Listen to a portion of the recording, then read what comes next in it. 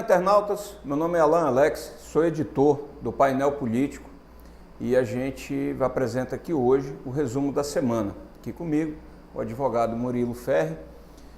E a gente começa o nosso programa falando sobre o assunto da semana, né, que é a lista das pessoas que compõem a equipe de transição do novo governo do Estado. Né? O governador Marcos Rocha foi eleito aí e hoje, né, nessa quinta-feira, ele apresentou ao governador Daniel Pereira a sua equipe de transição. Hoje era a data limite, né? Exatamente, era a data limite, inclusive tinha muita gente estranhando, cobrando, né? Eu conversei com alguns políticos aqui, eles inclusive falaram, poxa, já era para estar trabalhando, né? Porque a situação do Estado ela não está confortável, tão confortável quanto se acha. Nós publicamos hoje na coluna Painel Político uma série de processos que envolvem alguns membros dessa equipe de transição, o que destoa totalmente do discurso feito pelo Marcos Rocha durante a campanha dele. Né? Ele falava na campanha que seria gente proba, gente que não responde a processo, que ele ia combater a corrupção, enfim, aquele discurso altamente moralista que a equipe dele não condiz com esse discurso. Então, não estou nem entrando no mérito na questão técnica dessa equipe, que também é altamente duvidosa, né? Tem pessoas ali que já passaram, inclusive, pelo governo do Confúcio, que comprova mais uma vez, né, que o que a gente falava durante a campanha está se confirmando agora, que são exatamente essas pessoas que fizeram parte da gestão do Confúcio Moura, que estão voltando agora pelas mãos do Marcos Rocha, que vão comandar o Estado. Entre essas pessoas está o coronel Delner Freire, que foi responsável pela folha de pagamento, foi denunciado pelo deputado Léo Moraes várias vezes. Ele responde a alguns inquéritos que tramitam na Delegacia de Crimes Funcionais do Governo do Estado, né, na Polícia Civil. O Delner, inclusive, ele não conseguiu, né, o visto para os Estados Unidos numa viagem que ele queria fazer em função de investigações que ele vinha sofrendo, né, que ele vem sofrendo pelos órgãos competentes aí. Então, assim, o Delner já tinha sido testado e não tinha sido aprovado. Né? Inclusive, o próprio Confúcio havia exonerado ele, mas ele está aí de volta, né? E certamente grande parte desses membros da equipe de transição deverão fazer parte do futuro secretariado do Marcos Rocha, né? O que é temeroso e pavoroso. Né? Então, assim, eu realmente me preocupa. Eu conversei com o governador Daniel Pereira essa semana e ele tem ido muito a Brasília, inclusive hoje, nessa quinta-feira, ele estava em Belo Horizonte, de passagem por Belo Horizonte. Né? Ele tem ido bastante a Brasília tentando resolver a situação do Berom, a dívida do Berom e as dívidas que nós temos em relação a Caerd e Serom. Né? Está sendo trabalhado isso aí, Murilo, para que a União reconheça pelo menos a questão do Berom, né, que é uma dívida que hoje, de acordo com o que foi passado pela equipe do governo, hoje ela está em 3 bilhões de reais.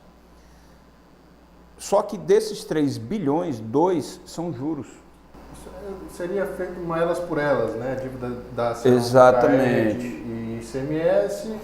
E seria uma ideia interessante se chegar num número comum. Está, né? Quase chegando. É interessante dizer que a gente fez o Sentença hoje, né, gravamos com o Procurador de Estado, procurador que trabalha na Procuradoria de Finanças, né, de execuções fiscais e tudo mais. E o que ele disse, afirmou, é que pela Procuradoria-Geral do Estado, no setor de cálculos feito, refeito, pelo menos calculado 4 ou 5 vezes, a PGE entende que a dívida foi toda abatida do Berom. Não existiria dívida, né? Discutiria-se um pouco de juros e tudo mais. Só que quando você paga a dívida, o montante da dívida, os juros não teriam porquê de estar sendo escalonados, né? Pela lógica. Exatamente. Mas a gente vive num país tupiniquim que tem os seus suas singularidades, né? E uma dívida que não é do Estado, porque era uma intervenção do Banco Central, aí começa aquela discussão que vai parar num monte de lugar e não vai parar em lugar nenhum ao mesmo tempo. Exatamente. Agora, eu indago, e eu lembro porque várias colunas você falava sobre folha de pagamento e o DEL, né? Será que a folha de pagamento do Estado vai voltar a rodar num pendrive por aí? Bem provável, é bem possível, né? E assim, a gente faz esse alerta porque é uma coisa realmente preocupante, né? O Estado já não vinha muito bem, o Confúcio saiu, graças a Deus, né? Veio o Daniel Pereira, que vem tentando consertar aí muita coisa errada que o Confúcio deixou, inclusive o reconhecimento de uma dívida, dessa dívida do Beron. De forma proposital. Né? De forma proposital. Então, o Daniel Pereira está aí quase resolvendo essa questão no apagar das luzes do governo dele, e a gente já prevê que essa próxima equipe que vai assumir o governo vai voltar, né? Voltaremos ao caos. Nós estamos com um orçamento apertado, então o próximo governo vai trabalhar com o orçamento desse ano. Inclusive teve uma passagem interessante lá, aí, fazendo uma ligação com Brasília, né, que o presidente eleito Jair Bolsonaro teve no Congresso essa semana também, acompanhado do Paulo Guedes, que é o posto Ipiranga dele. E o Paulo Guedes disse para o Eunício Oliveira, que é o presidente do Senado, o Eunício falou, olha, a gente está querendo votar o orçamento essa semana, né? O senhor tem alguma coisa que o senhor gostaria de incluir na pauta do orçamento? E o Paulo Guedes teria dito a ele, não, vocês fazem o orçamento de vocês que eu vou fazer o meu. E o Eunício disse a ele o seguinte, falou, olha, você não vai fazer o seu. Vocês vão trabalhar ano que vem com o orçamento que nós estamos fazendo agora, né?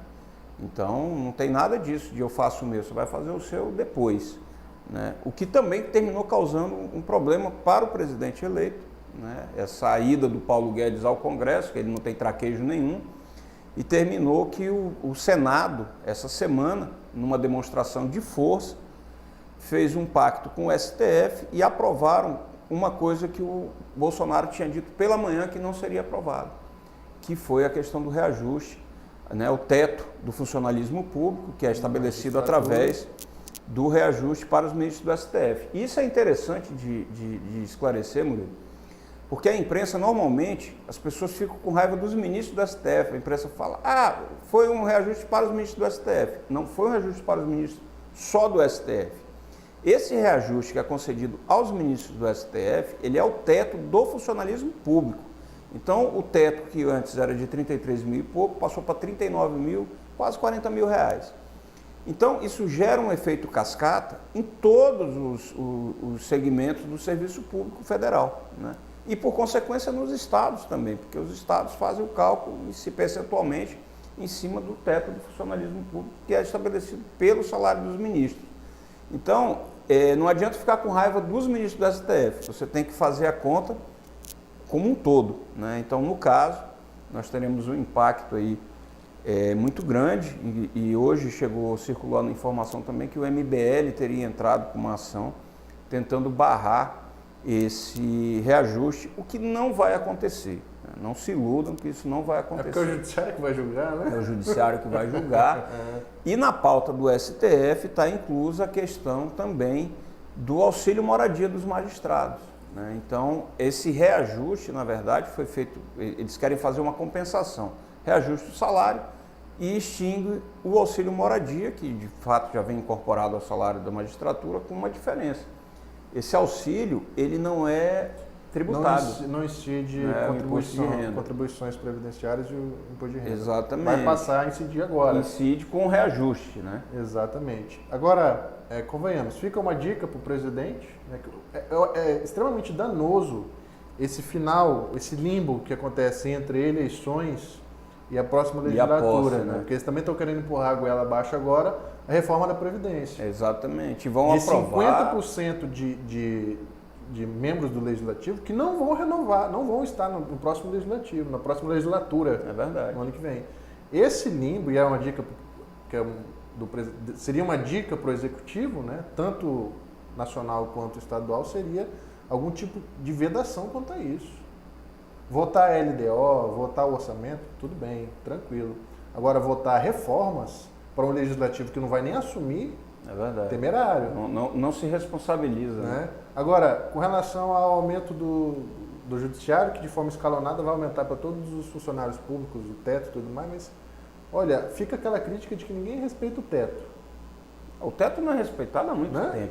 tempo. R$39 mil é o teto. Se a gente for dar uma pequena olhada em folhas de pagamento no estado de Rondônia, Judiciário, Ministério Público, procuradores, própria Defensoria Pública, que vive dizendo que não tem dinheiro para nada, o teto ninguém respeita. Então, essa questão Como da é que fica essa Procuradoria história do teto?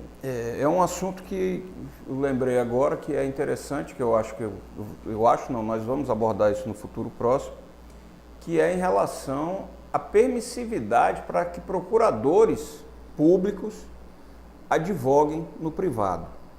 Existem algumas vedações que a gente sabe que elas são fantasiosas, porque essas vedações elas é só para aquela coisa para gringo ver, né? Mas enfim, em síntese é o seguinte: o sujeito cria um problema de manhã e de tarde ele resolve, porque de manhã ele é advogado do Estado e à tarde ele é advogado das empresas. Isso eu estou falando a grosso modo. Mas em tese, basicamente é isso. Isso está sendo permitido e tem mais um agravante. Eles recebem agora os honorários de sucumbência de uma causa que não deveria, né? Que não deveria. O procurador ele já recebe um salário altíssimo pelo Estado, eu acho que é o topo do serviço público, né? E ainda ter que isso é uma regalia de fato, né?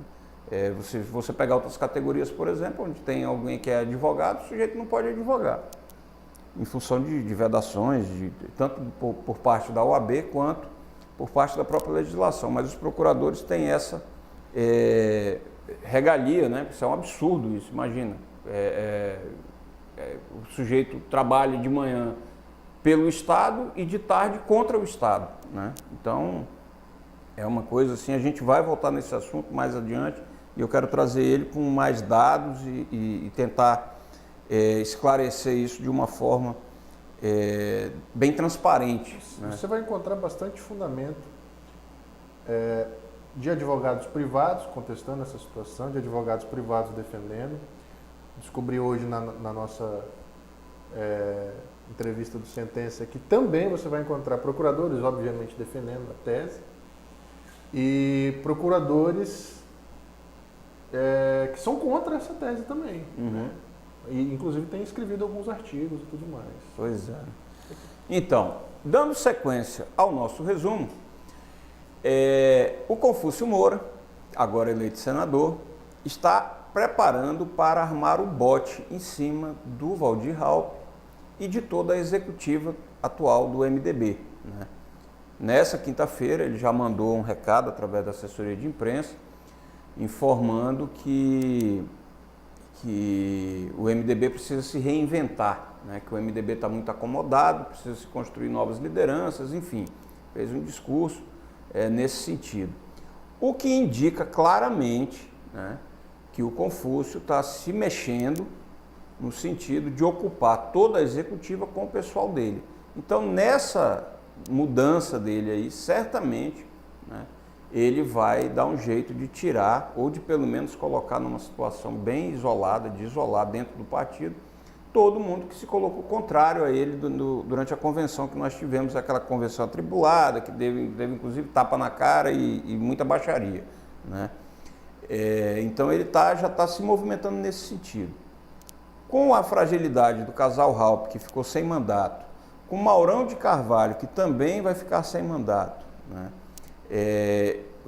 E nisso aí, com a queda do Raupp, se inclui Tomás Correia, Lenz, enfim, toda a turma que faz parte do MDB ali, aquela executiva antiga, certamente Confúcio Moura vai conseguir sim tomar o partido desse pessoal e construir, sob a ótica dele, né, as lideranças que ele quer. Aquela velha máxima, né? De quem quem tem mandato.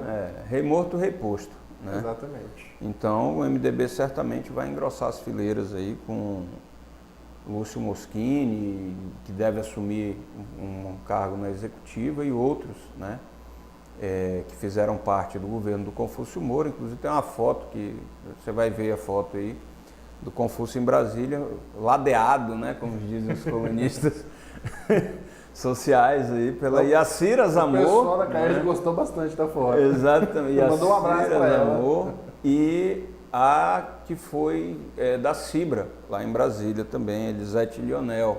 Né? Então, esse pessoal aí que deve integrar esse novo gabinete do Confúcio Moura, né? Inclusive, elas estavam, aí a Cira pelo menos aparece num vídeo lá naquela convenção, querendo quebrar a porta do partido, fazendo barraco, né? Confusão danada, enfim. É o tipo, né, que a gente tem assim hoje, que é lamentável isso. E também o assunto da semana foi a Operação Pau Oco, né? Uma operação da Polícia Civil que investiga uma série de irregularidades na Secretaria de Desenvolvimento Ambiental. Eu quero fazer só um parêntese em relação ao meio ambiente em Rondônia, né? Depois eu prossigo falando sobre a operação. A SEDAM, ela passou para o município de Porto Velho, aliás, para todos os municípios, a responsabilidade sobre a emissão de licenciamento, né? Licença para abertura de empresa, enfim, etc. A questão de abertura de empresa no Brasil é uma palhaçada, né? É uma palhaçada cara. A Secretaria de Meio Ambiente consegue deixar isso mais caro e mais irritante, porque eles não têm pessoal, é uma bagunça a Secretaria, eles não têm pessoal, a fiscalização deles é falha, demora demais para emitir essas certidões, né? E fiscalizam quem não deve, que é um absurdo isso. Enquanto tem milhares, e eu falo milhares com toda a garantia, enquanto tem milhares de estabelecimentos no estado de Rondônia que operam clandestinamente, como Lava Jato, troca de óleo e mais tudo que você possa pensar que agride o meio ambiente, funcionam clandestinamente, a SEDAM não bota um fiscal em cima. Enquanto isso, empresas que de fato, que são cadastradas, que tem tudo certo, ficam sofrendo constantes fiscalizações, uma coisa assim ostensiva, né? Sobre empresas e empresários que têm seus negócios ali registrados, com tudo certo, que busca uma porcaria de uma licença e o cara não consegue. Né? Consegue depois de muito custo, aí tem, às vezes inclusive tem que entrar com mandado de segurança. Na maioria das vezes. O que isso é um disparate. E aí, ao mesmo tempo, você vê pessoas cobrando, porque a gente quer emprego, mas como é que você vai empregar alguém se você não consegue fazer com a empresa, que a máquina funcione? É impensável isso. Então, o Estado, ele mata, e agora é o município, né? Ele mata a galinha dos ovos de ouro. Mas a afirmação é muito simples hoje. No Brasil, para um pequeno e médio empresário, para esse grupo, vale muito a pena você trabalhar clandestinamente. Vamos citar exemplos práticos que a pessoa vive no dia a dia. Você tem lava-jatos. Aos montes. Aos montes. O cara opera com um quintal. Aqui em Porto Velho nós temos lava-jatos do lado de o que a gente chama aqui de córregos, né? Córregos. Né? Ou seja, jogando toda aquela água contaminada com produtos químicos, né? Em contrapartida, temos outros lava-jatos mais sérios, empresas, CNPJs, tudo, mas que não conseguem. E aí você coloca junto a isso, não consegue os alvarás e as questões ambientais, e em contrapartida a tributação é muito maior. Exatamente. E aí tem que cobrar, em termos de mercado, um preço compatível com o clandestino para poder ter E fora as multas, né? Porque eles chegam e falam, essa esponja está fora do lugar e está derramando água no chão. Então... O clandestino não tem, né? Exatamente. Vai multar quem? A polícia aparece, todo mundo sai fora. O cara vai embora no dia seguinte e acabou a conversa. Né? Então, assim, o Estado ele tem que rever, principalmente o município, tem que rever essa questão. Né? Tem que desburocratizar e fiscalizar de fato, porque se você fecha a concorrência clandestina, você consegue praticar, ter um trabalho bom nas empresas que operam legalmente, né? E você consegue ter um equilíbrio, e aí sim um controle de qualidade sobre o serviço que é prestado. Mas enfim, voltando à questão da Operação Pau Oco, no começo da semana nós tivemos a prisão do secretário titular e adjunto da SEDAM, né? E hoje, nessa quinta-feira, foi preso dentro de um avião da Azul, aqui em Porto Velho, logo que desembarcou, um assessor direto do governador Daniel Pereira. Todos eles os 6 presos na operação e outros que estão sendo investigados, outras 7 pessoas que estão sendo investigadas foram afastadas de suas funções, mas também foram exoneradas pelo governador Daniel Pereira. Nessa questão do assessor dele, ele também fez a exoneração tão logo foi comunicado da prisão. Esse inquérito ele tramita em sigilo. A inicial, o pedido, o que a polícia pede, acho que são 62 páginas da investigação, relatório da investigação. E nessas 62 páginas constam ali as supostas práticas criminosas cometidas por cada um desses indivíduos. No total, acho que são 13 pessoas.